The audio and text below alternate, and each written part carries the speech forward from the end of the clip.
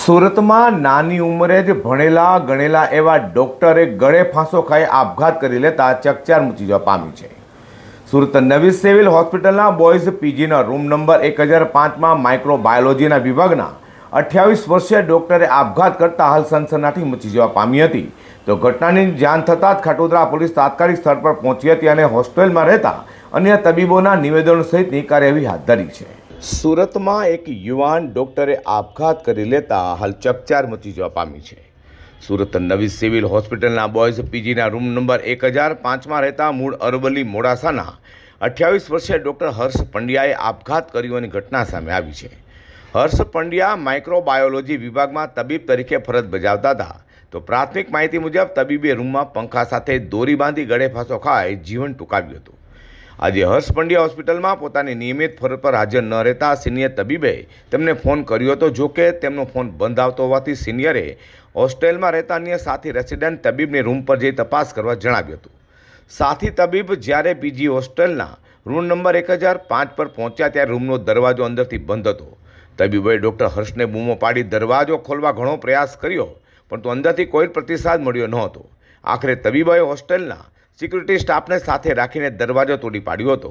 દરવાજો તૂટતા જ અંદરનું દ્રશ્ય જોઈ સૌ દંગ રહી ગયા હતા. ડૉક્ટર હર્ષ પંડ્યાનો મૃતદેહ સીલિંગ ફેન સાથે દોરીથી લટકેલી હાલતમાં મળી આવ્યો હતો. તો બીજી તરફ ઘટનાની જાણ થતાં જ ખટોદરા પોલીસે પણ સ્થળે પહોંચી હતી અને સમગ્ર મામલે તપાસ શરૂ કરી છે.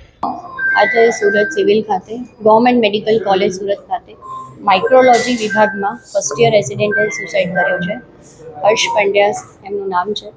ખૂબ જ દુઃખદ ઘટના છે અને સ્ટુડન્ટે કાલ રાત સુધી તો બરાબર હતા. બધા રેસિડેન્ટ ડૉક્ટર્સ એવું કહી રહ્યા છે કે ખુશ જ હતા, પણ અચાનક આજ સવારે કે રાત્રે હેંગિંગ કર્યું છે અને ખૂબ જ દુઃખદ ઘટના છે.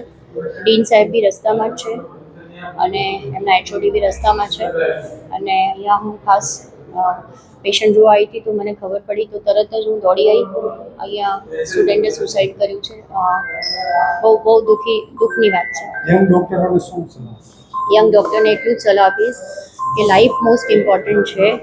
લાઈફમાં ડિગ્રી લો નહીં લો, ભણો નહીં ભણો, મેડિકલ કરો નહીં કરો તો ઇટ્સ ઓકે, પણ પોતાની લાઈફ સાચવવી જોઈએ અને એટલું બધું પ્રેશર નહીં લેવું જોઈએ. ભણવાનું બી પ્રેશર નહીં લેવું જોઈએ કે અને કોઈ વસ્તુ કદાચ કોઈ ફિલ્ડ નહીં ગમતું હોય તો છોડી દેવું જોઈએ.